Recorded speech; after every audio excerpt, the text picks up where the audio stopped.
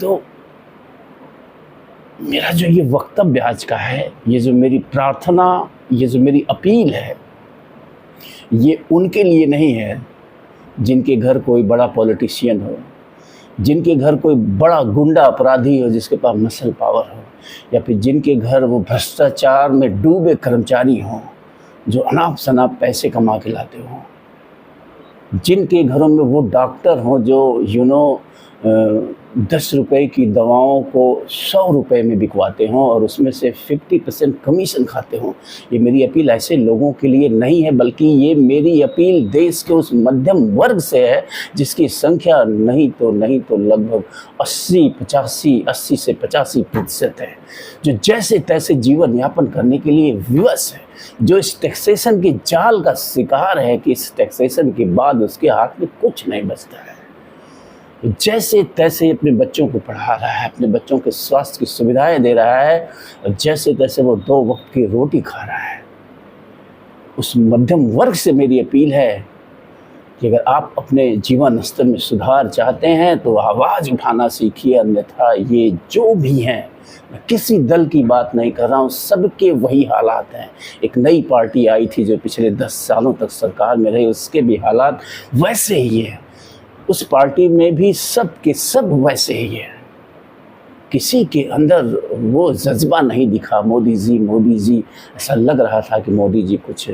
नया करेंगे, देश एक नई पटरी पे जाएगा, एक नई दिशा में जाएगा। लेकिन आप 10 सालों के उनके कार्यकाल पर नज़र डालिए और देखिए कि बदला क्या, आपके जीवन में क्या सुधार आया। कुछ बड़ी चीज़ें सुरक्षा से जुड़ी, ये सब छोड़िए, लेकिन सरकारों का पहला दायित्व होता है कि वो देश की जो जनता है उसके जीवन स्तर को सुधारें। तो आपके जीवन में इस 10 सालों में क्या सुधार आया, इसका खुद मूल्यांकन करिए और फिर जो है आप जवाब दीजिए कमेंट बॉक्स में कि क्या कुछ सुधार आया है इन 10 सालों में, या फिर धारा 370 और राम मंदिर का लड्डू ही आपके हाथ लगा, जिसका आपके व्यक्तिगत जीवन से कुछ भी लेना देना नहीं था, न है। मित्रों, मध्यम वर्ग को एक जाति बनना पड़ेगा। इन राजनेताओं ने साजिशन पूरे समाज को जाति और धर्म में बांट दिया है, और हम उनके बहकावे में आकर एक दूसरे से लड़ रहे हैं, और ये उसी का फ़ायदा उठा रहे हैं कि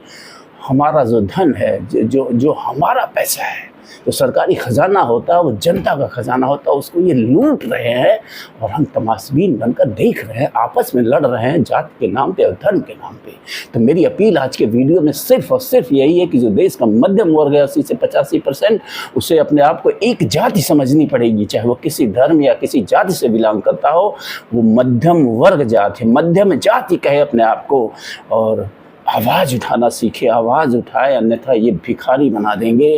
ये आपको सिर्फ और सिर्फ नौकर बनाए रखना चाहते हैं, वो कतई आपको इससे ऊपर नहीं निकलने देना चाहते हैं। तो मेरी वीडियो का सिर्फ और सिर्फ आज का यही मकसद है कि मैं उस मध्यम वर्ग में जागरूकता लाना चाहता हूँ कि आप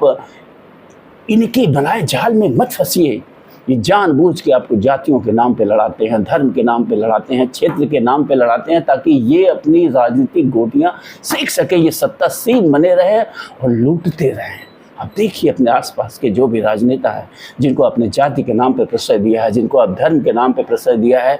उनकी वास्तविक स्थिति देखिए, उनकी आर्थिक स्थिति देखिए, उनके परिवार की आर्थिक स्थिति देखिए। वो आपके पैसे को ही लूट के धनवान बने हुए हैं, आप उनका जयकार भी कर रहे हैं।